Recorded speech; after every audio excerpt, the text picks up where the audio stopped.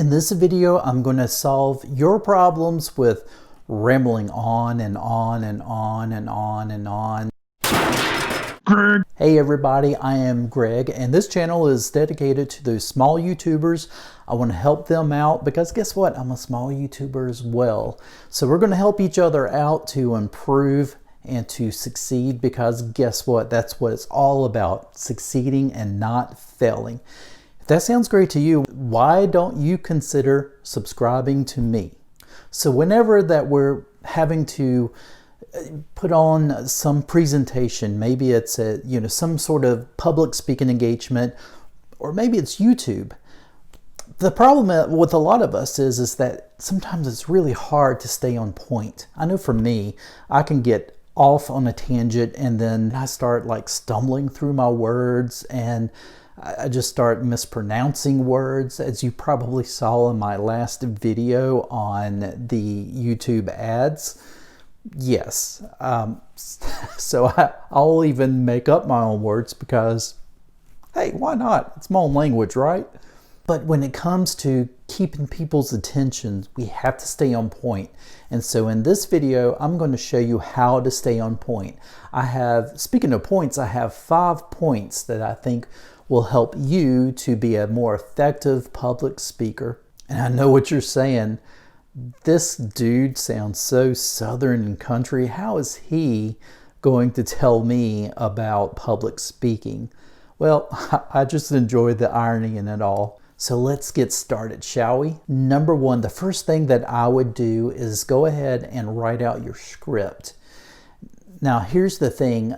Most YouTubers are going to tell you that you want to sound as natural as possible, so you don't want to write out a script word for word. You want to keep it bullet points and all of that, but I'm actually going to tell you the exact opposite, and here is why. If you're anything like me, you can look at a bullet point and you're either going to start off great and then you're going to just lose your concentration, or you're just going to start rambling on and on, or maybe a little bit of both. And so what we want to do with this is we want to go ahead and just memorize your script as much as you can, at least 80% of it if you possibly can. Because here's the thing, you're going to be reciting back what you have memorized.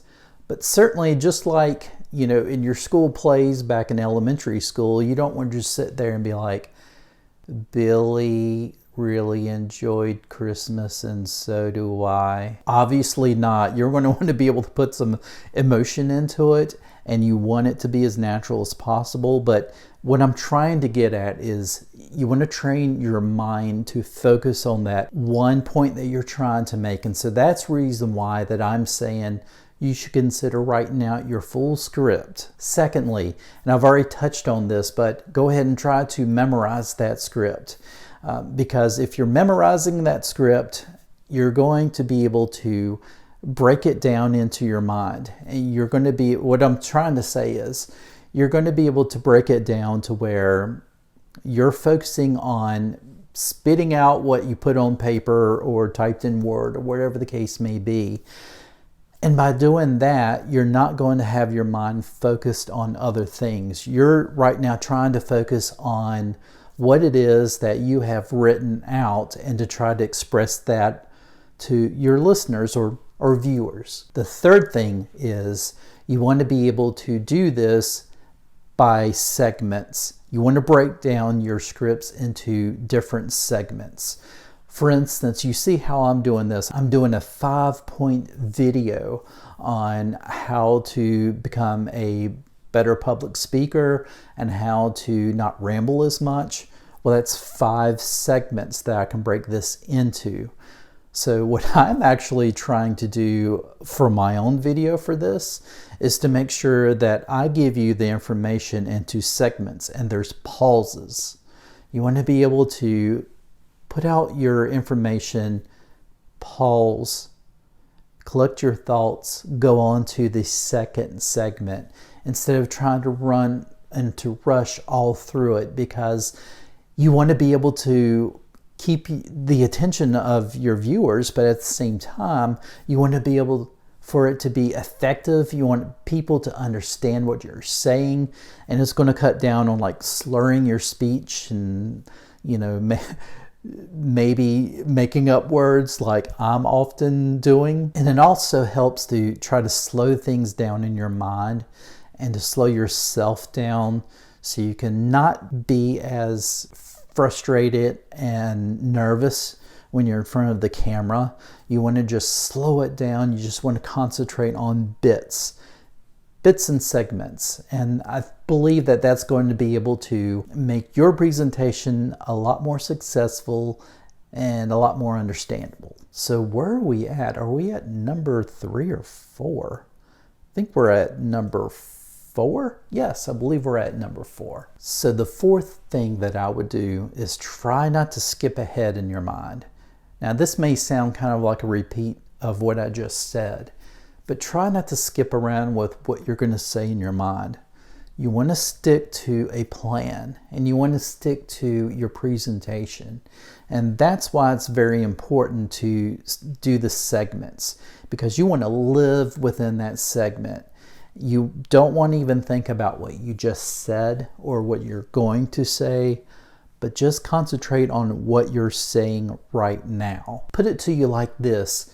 You want to be able to live within that moment as if this is the last thing you're going to say before you draw your final breath. That is so morbid.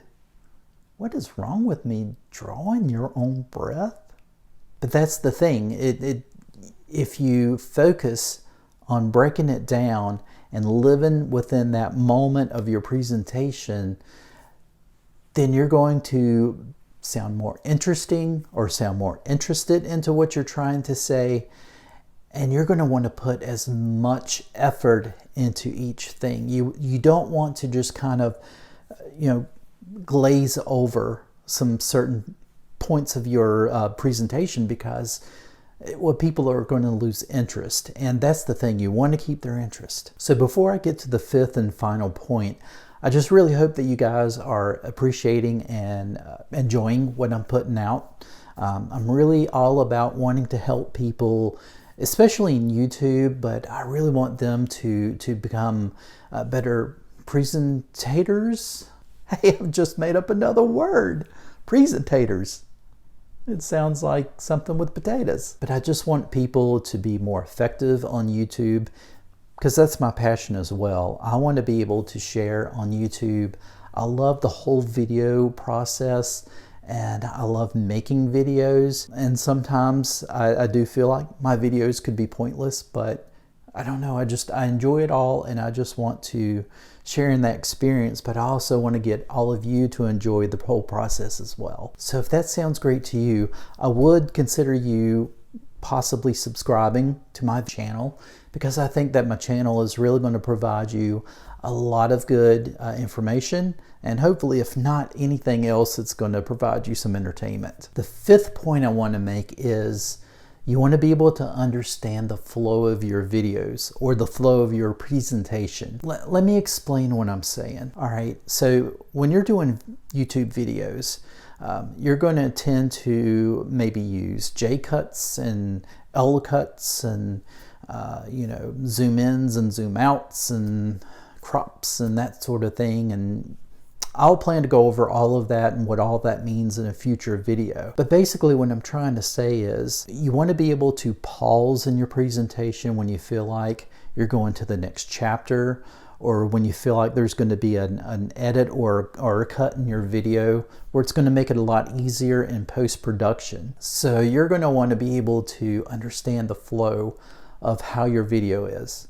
You want to be able to slow things down. You want to feel like in your mind, okay, I'm going to make this point, and then there's going to be a pause because I'm going to insert this B-roll, whatever it may be, into my video, or I'm going to, put in this little funny point, or whatever the case is. You want to be able to make sure that you got the flow of your video editing and the flow of your presentation in mind as you're actually doing it. And I think when you do that, you're going to find that your Your production value is going to go up some. You're gonna sound more professional, and it's going to be a lot easier to edit your videos, and it's going to be a lot more fun, I think, in the process as well. Also, this all could kind of pertain to if you're doing public speaking live, and I think you can apply a lot of this to job interviews, to speaking in job interviews. Now, while you may not always know exactly what it is that your interviewers are going to ask you in an interview, what you can do is make sure that you understand what the job description is, and then within that job description you go ahead and kind of sketch out a script of what you think they're going to ask, and then try to script out your answers and try your best to memorize those answers, at least enough to where you feel like that when they actually do ask you these questions, you're going to have the confidence. You're going to be able to know right away what you're going to tell them. Because even when you understand or you know what they're going to ask you, but you haven't really formulated in your head what your response is going to be, you're still going to sound really nervous, and you're going to sound as if maybe you don't understand the job description as well. So this could really help with that. I would challenge you to try that if you're actively into looking, for jobs and interviewing. Try your best to see if you can kind of sketch out a Q&A. Guarantee you're probably going to have a much better interview. So all of these tricks and tips and hacks, or whatever you want to call it, all the motivation that I'm trying to give to you, I think you're going to find a lot of great information on my channel. As a matter of fact, I want to direct you to another video I just did not too long ago. It is on how to get started on YouTube with a shoestring budget, and I think you'll really enjoy that video. I think you'll really enjoy it, and I'm going to see you in the next video, so you guys take care.